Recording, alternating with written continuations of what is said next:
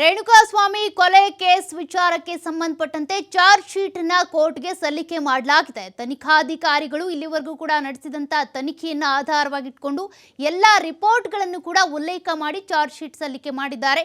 24ನೇ ACMM ಕೋರ್ಟ್ಗೆ ತನಿಖಾಧಿಕಾರಿಗಳ ತಂಡ charge sheet ಅನ್ನು ಸಲ್ಲಿಕೆ ಮಾಡಿದೆ. ಇದು ಪ್ರಾಥಮಿಕ ಚಾರ್ಜ್ ಶೀಟ್. ಇದಾದ ಬಳಿಕ ಉಳಿದಂತ ಕೆಲ ಅಂಶಗಳನ್ನು ಕೂಡ ಸೇರಿಸಿ ಹೆಚ್ಚುವರಿ ಚಾರ್ಜ್ ಶೀಟ್ ಅನ್ನು ಸಲ್ಲಿಕೆ ಮಾಡ್ತಾರೆ. ಈಗ ಸಲ್ಲಿಕೆ ಆಗಿರುವಂತಹ ಚಾರ್ಜ್ ಶೀಟ್ ನಲ್ಲಿ 5 ವಿಧಗಳಾಗಿ ವಿಭಾಗಿಸಿ ಕೋರ್ಟ್ಗೆ ದೋಷಾರೋಪ ಪಟ್ಟಿಯನ್ನ ಸಲ್ಲಿಕೆ ಮಾಡಲಾಗಿದೆ. ಈಗ ಸಲ್ಲಿಕೆ ಆಗಿರುವಂತಹ ಚಾರ್ಜ್ ಶೀಟ್ ನಲ್ಲಿ 5 ವಿಭಾಗಗಳಿದ್ದಾವೆ. ಕೋರ್ಟ್ಗೆ 3991 ಪುಟಗಳ ಚಾರ್ಜ್ ಶೀಟ್ ಅನ್ನ ತನಿಖಾಧಿಕಾರಿಗಳ ತಂಡ ಸಲ್ಲಿಕೆ ಮಾಡಿರುವಂತದ್ದು. ಕೋರ್ಟ್ಗೆ ಈಗ ಪ್ರಾಥಮಿಕ ಚಾರ್ಜ್ ಶೀಟ್ ಸಲ್ಲಿಕೆ ಆಗಿದೆ. FSL ನಿಂದ ಇನ್ನೂ ವರದಿಗಳು ಬರಬೇಕಾದ ಹಿನ್ನೆಲೆ ಇನ್ನೂ 7-8 ವರದಿಗಳು ಬರಬೇಕಿದೆಯಂತೆ. ಹೀಗಾಗಿ ಆ ಎಲ್ಲ ವರದಿಗಳು ಬಂದ ಮೇಲೆ ಪೂರ್ಣವಾದಂತ ಅಥವಾ ಹೆಚ್ಚುವರಿ ಚಾರ್ಜ್ ಶೀಟ್ ಅನ್ನ ಸಲ್ಲಿಕೆ ಮಾಡಲಾಗುತ್ತೆ. ಈಗ ಚಾರ್ಜ್ ಶೀಟ್ ಏನು ಸಲ್ಲಿಕೆ ಆಗಿದೆಯಲ್ಲ ಅದು ಪ್ರಾಥಮಿಕ ಚಾರ್ಜ್ ಶೀಟ್. ಈ ಚಾರ್ಜ್ ಶೀಟ್ ನಲ್ಲಿ ಇಲ್ಲಿವರೆಗೂ ಕೂಡ ಏನೆಲ್ಲ ರಿಪೋರ್ಟ್ಗಳನ್ನ ಕಲೆಕ್ಟ್ ಮಾಡ್ಕೊಂಡಿದ್ದಾರೆ, ಏನೆಲ್ಲ ಸಾಕ್ಷ್ಯಗಳು ಸಿಕ್ಕಿದಾವೆ, ಸಾಕ್ಷಿದಾರರ ಹೇಳಿಕೆ ಇರ್ಬೋದು, ಅದೇ ರೀತಿಯಾಗಿ ಆರೋಪಿಗಳ ಕೃತ್ಯಕ್ಕೆ ಸಂಬಂಧಪಟ್ಟಂತೆ ಮಾಡಿರುವಂತಹ ವಿಭಜೀಕರಣ ಇರ್ಬೋದು, ಇವೆಲ್ಲವನ್ನ ಕೂಡ ಉಲ್ಲೇಖ ಮಾಡಿ 3991 ಪುಟಗಳ ಚಾರ್ಜ್ ಶೀಟ್ ಅನ್ನ ಈಗಾಗಲೇ 24ನೇ ಎಸಿಎಂಎಂ ಕೋರ್ಟ್ಗೆ ಸಲ್ಲಿಕೆ ಮಾಡಲಾಗಿದೆ. ಈ ಚಾರ್ಜ್ ಶೀಟ್ ನಲ್ಲಿ ಈಗ ಎಲ್ಲ ಆರೋಪಿಗಳ ಬಗ್ಗೆ ಕೂಡ ಮಾಹಿತಿಯನ್ನು ಕೊಡಲಾಗಿದೆ. ಮೊದಲನೇದಾಗಿ ಒಟ್ಟು 5 ವಿಭಾಗಗಳಾಗಿ ವಿಂಗಡಿಸಲಾಗಿದೆಯಲ್ಲ, ಅದರಲ್ಲಿ ಮೊದಲನೇದಾಗಿ ಈ ಪ್ರಕರಣಕ್ಕೆ ಸಂಬಂಧಪಟ್ಟಂತೆ ಸಂಕ್ಷಿಪ್ತವಾದಂಥ ವರದಿಯನ್ನ ಸಲ್ಲಿಕೆ ಮಾಡಿದ್ದಾರೆ. ಆ ವರದಿಯನ್ನ ಈ ಚಾರ್ಜ್ ಶೀಟ್ ನಲ್ಲಿ ಉಲ್ಲೇಖ ಮಾಡಿದ್ದಾರೆ.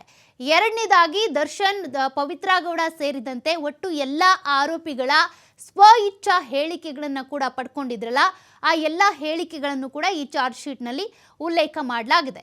ಮೂರನೇದಾಗಿ ಸಾಕ್ಷಿಗಳು ಅಂತ ಬಂದಾಗ ಏನೇನು ಸಾಕ್ಷಿಗಳಿದೆ ಅದ್ರ ಬಗ್ಗೆ ಉಲ್ಲೇಖ ಆಗಿದೆ. ಮತ್ತೆ ಈ ಸಾಕ್ಷ್ಯಾಧಾರ ಯಾರ್ಯಾರು ಸಾಕ್ಷಿಯನ್ನ ಹೇಳಿದ್ರು 161, 164 ಮತ್ತೆ ನೇರ ಸಾಕ್ಷಿ, ಇವೆಲ್ಲ ಸಾಕ್ಷಿಗಳನ್ನು ಕೂಡ ಉಲ್ಲೇಖ ಮಾಡಿದ್ದಾರೆ. ಜೊತೆಗೆ ಈ ಕೇಸ್ಗೆ ಸಂಬಂಧಪಟ್ಟಂತೆ ಯಾವ್ಯಾವ ರೀತಿಯಾಗಿ ಸಾಕ್ಷಿಗಳು ಸಿಕ್ಕಿದ್ದಾವೆ ಅದ್ರ ಬಗ್ಗೆ ಕೂಡ ಈ ಒಂದು ಚಾರ್ಜ್ ಶೀಟ್ ನಲ್ಲಿ ಉಲ್ಲೇಖ ಆಗಿದೆ. ಮತ್ತೆ FSL ಹಾಗೂ CFSL ನಿಂದ ಬಂದಿರುವಂತ ವರದಿಗಳನ್ನು ಕೂಡ ಉಲ್ಲೇಖ ಮಾಡಲಾಗಿದೆ.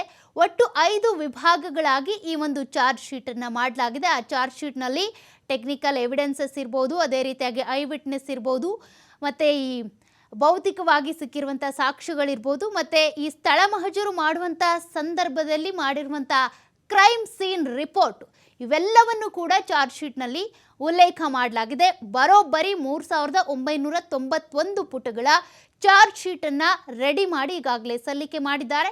ಅದಾದ ಬಳಿಕ ಏನೆಲ್ಲ ಡೆವಲಪ್ಮೆಂಟ್ಸ್ ಆಗುತ್ತೆ ಈ ಕೇಸಿಗೆ ಸಂಬಂಧಪಟ್ಟಂತೆ ನೋಡಬೇಕಾಗಿದೆ. ಅಂದರೆ ಈಗಾಗಲೇ 3 ತಿಂಗಳಾಗ್ತಾ ಬಂತು. 90 ದಿನಗಳ ಒಳಗಾಗಿ ಚಾರ್ಜ್ ಶೀಟ್ ಸಲ್ಲಿಕೆ ಮಾಡಬೇಕು ಅನ್ನುವಂಥದ್ದು ಇದ್ದಿದ್ದರಿಂದ, ಆ ಒಂದು ಟಾರ್ಗೆಟ್ ಇದ್ದಿದ್ದರಿಂದ ವೇಗವಾಗಿ ತನಿಖೆ ಆಯಿತು. ಜೊತೆಗೆ ಮಾಹಿತಿ ಸಂಗ್ರಹ ಮಾಡಿದ್ರು, ಸಾಕ್ಷ್ಯ ಸಂಗ್ರಹ ಆಯಿತು. ಈಗ ಚಾರ್ಜ್ ಶೀಟ್ ಕೂಡ ಸಲ್ಲಿಕೆ ಆಗಿದೆ.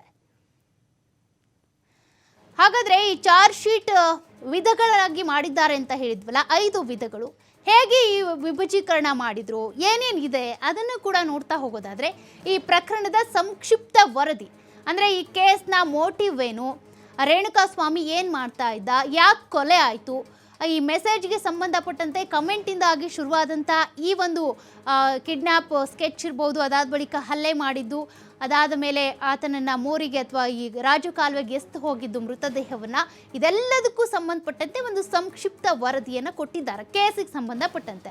ಇನ್ನು ದರ್ಶನ್ ಸೇರಿದಂತೆ ಒಟ್ಟು 17 ಜನ ಆರೋಪಿಗಳೇನಿದ್ದಾರೆ, ದರ್ಶನ್, ಪವಿತ್ರ, ಅದೇ ರೀತಿಯಾಗಿ ಪವನ್, ರಾಘವೇಂದ್ರ ಸೇರಿದಂತೆ ಒಟ್ಟು 17 ಜನ, ಅವರೆಲ್ಲರ ಸ್ವ ಇಚ್ಛಾ ಹೇಳಿಕೆಯನ್ನು ಕೂಡ ಪಡೆದುಕೊಳ್ಳಲಾಗಿದೆ. ಇನ್ನು ಮೂರನೇದಾಗಿ ಸಾಕ್ಷಿಗಳು, ಏನೇನು ಸಾಕ್ಷಿಗಳಿದ್ದಾವೆ ಅದೆಲ್ಲದ್ರ ಬಗ್ಗೆ ಕೂಡ ಉಲ್ಲೇಖ ಮಾಡಿದ್ದಾರೆ. ಇನ್ನು ಮರಣೋತ್ತರ ಪರೀಕ್ಷೆಯ ವರದಿ, ಇದು ಬಹುಮುಖ್ಯವಾಗಿರುವಂಥ ವರದಿ. ಅಂದರೆ ರೇಣುಕಾಸ್ವಾಮಿಯನ್ನ ಹೇಗೆಲ್ಲ ಅಟ್ಟಹಾಸದಿಂದ ಕೊಲೆ ಮಾಡಿದ್ರು, ಎಷ್ಟು ಚಿತ್ರಹಿಂಸೆ ಕೊಟ್ಟರು, ಯಾವ್ಯಾವ ವಸ್ತುಗಳನ್ನು ಬಳಕೆ ಮಾಡಿಕೊಂಡು ಆತನಿಗೆ ಹಲ್ಲೆ ಮಾಡಲಾಗಿತ್ತು, ಎಷ್ಟು ಕ್ರೂರವಾಗಿ ಹಲ್ಲೆ ಮಾಡಲಾಗಿತ್ತು, ಅದೆಲ್ಲ ಕೂಡ ಬಹಿರಂಗ ಆಗಿದೆ ಮರಣೋತ್ತರ ಪರೀಕ್ಷೆಯ ಬಳಿಕ. ಆತನ ಮೂಳೆಗಳು ಯಾವ ರೀತಿಯಾಗಿ ಮುರಿದು ಹೋಗಿದ್ವು, ಜೊತೆಗೆ ಅವನಿಗೆ ಏನೇನು ಏಟ್ ಆಗಿತ್ತು, ಎಷ್ಟು ಡೆಪ್ತ್ ಆಗಿ ಹಲ್ಲೆ ಮಾಡಲಾಗಿತ್ತು, ಅದು ಮರಣೋತ್ತರ ಪರೀಕ್ಷೆಯಲ್ಲಿ ಗೊತ್ತಾಗಿದೆ. ಆ ವರದಿ ಕೂಡ ಇಲ್ಲಿ ಉಲ್ಲೇಖ ಆಗಿದೆ. ಇನ್ನು FSL ಹಾಗೂ CFSL ವರದಿಗಳನ್ನು ಕೂಡ ವಿಶ್ಲೇಷಣೆ ಮಾಡಿ ಉಲ್ಲೇಖವನ್ನು ಮಾಡಿದ್ದಾರೆ ಚಾರ್ಜ್ ಶೀಟ್ನಲ್ಲಿ.